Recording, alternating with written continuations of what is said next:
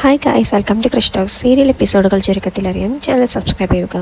ഇന്ന് എപ്പിസോഡും തുടങ്ങുമ്പോൾ തന്നെ സുകന്യ ധർമ്മനോട് പറയുന്നുണ്ട്, അച്യുതേട്ടൻ നമുക്ക് വേണ്ടി കരുതി തുടങ്ങാന്ന് വെച്ചിരിക്കുന്ന കട വേണ്ടെന്ന് ഒരിക്കലും പറയരുത്. എല്ലാം നിങ്ങളെല്ലാവരും കൂടെ തീരുമാനിച്ചതല്ലേ. അച്യുതേട്ടൻ ഉദയഭാനുവിൻ്റെ കൂടെ ചേർന്നിട്ട് ദീപമംഗലത്തിനെതിരെ നിൽക്കാൻ വേണ്ടിയിട്ടാണ് ഇതൊക്കെ ചെയ്യുന്നതെങ്കിൽ എനിക്കതിന് താല്പര്യമില്ല. ഞാൻ ഒരുപാട് കാലം ആ കടയിൽ ജോലി ചെയ്തിട്ടുണ്ട്. എൻ്റെ വിയർപ്പിൻ്റെ കാര്യങ്ങളും അവിടെയുണ്ട്. അതുകൊണ്ട് തന്നെ ഉദയഭാനുവിനെ കണ്ടിട്ട് രണ്ടടി കൊടുത്തിട്ടില്ലെങ്കിൽ എനിക്ക് മനസ്സമാധാനമാവില്ല എന്ന് പറയുന്ന സമയത്ത് സുകന്യ പറയുന്നുണ്ട്, നിങ്ങൾ ഇനി അതിലൊന്നും പോയി ഇടപെടാൻ നിൽക്കണ്ട. അതൊക്കെ കഴിഞ്ഞ കാര്യമില്ലേ.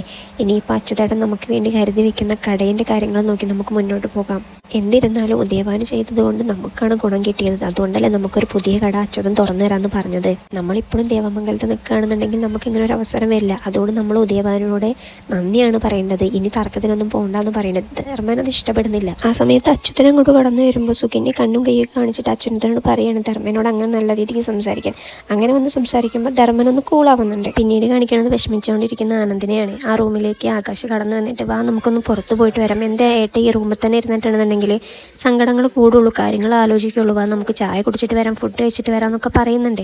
ആ സമയത്ത് ആനന്ദ് പുറത്ത് പോകാൻ ഞാനില്ല, നീ പോയിക്കോ, നീ കടയിൽ പോയിക്കോ, എനിക്ക് ജോലിക്ക് പോകാൻ പോലും തോന്നുന്നില്ല എന്നൊക്കെ പറയാണ്. ആകാശ് ആനന്ദിനെ കൂളാക്കാൻ ശ്രമിക്കുന്നുണ്ടെങ്കിലും ആനന്ദിന്റെ മൈൻഡ് മാറുന്നില്ല. ആനന്ദ് അപ്പോൾ പറയുന്നുണ്ട്, ഈ ജോലിക്ക് പോകാനൊരു കാരണം വേണം. രാവിലെ ജോലിക്ക് പോയി വൈകുന്നേരം വീട്ടിലെത്തുന്ന സമയത്ത് ആർക്കാണ് വേണ്ടി പോകുന്നത്, എന്തിനാണ് വേണ്ടി പോകുന്നതെന്നൊക്കെ നമ്മൾ അറിയുന്നത് വീട്ടിൽ തിരിച്ചെത്തുമ്പോഴാണ്. എനിക്ക് അങ്ങനത്തെ ഒരു കാര്യങ്ങളും ഒന്നുമില്ലൊരു സന്തോഷമില്ല. അതുകൊണ്ട് ഞാൻ പോണില്ല എന്ന് തീരുമാനിച്ചു എന്ന് പറയുകയാണ്. അങ്ങനെ ആനന്ദിനെ ആശ്വസിപ്പിച്ചിട്ട് ആകാശ് പുറത്തേക്ക് പോകുന്നുണ്ട്. ആ സമയത്തും ആനന്ദ് അവിടെ വിഷമിച്ചുകൊണ്ട് ഇങ്ങനെ എന്തോ ആലോചനയിലിരിക്കുക.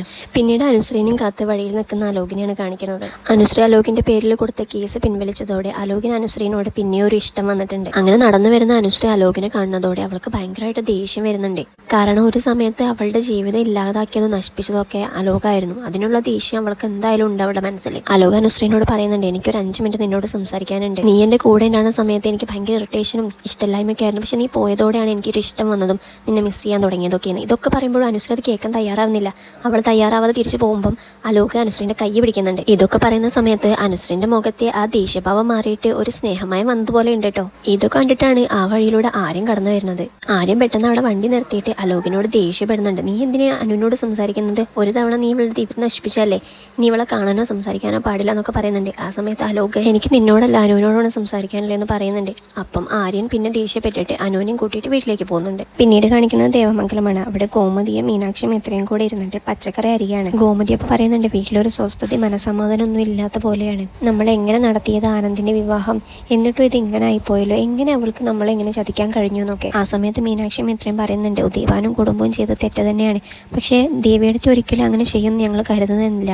അവർ ചെയ്തതിൽ ദേവിയെടുത്ത് ബലിയാടായതാവും, കുടുങ്ങിപ്പോയതാവും എന്നൊക്കെ പറയാണ്. ഗോമതി ഒന്നും അംഗീകരിക്കാൻ തയ്യാറാവുന്നില്ല. ഗോമതി പറയാണ്, എന്നെ സ്നേഹിക്കുന്നവർ ഒരിക്കലും ചതിക്കില്ല, അവർക്ക് അങ്ങനെ ചതിക്കാൻ കഴിയില്ല. നിങ്ങളും എന്നെ ചതിക്കരുത്, നിങ്ങൾ എന്നെ സ്നേഹിക്കുന്നില്ലേ, അപ്പോൾ ഒരിക്കലും ദേവിയുടെ പക്ഷം ചേർന്നിട്ട് നിങ്ങൾ അതുപോലെ ആവരുതെന്നൊക്കെ പറയുന്നുണ്ട്. ആ സമയത്താണ് മീനാക്ഷിയുടെ ഫോണിലേക്ക് ദേവിയുടെ കോൾ വരുന്നത്. ഇത് കണ്ടിട്ട് മീനാക്ഷി പെട്ടെന്ന് ഫോൺ എടുത്തിട്ട് പുറത്തേക്ക് പോകുന്നുണ്ട്.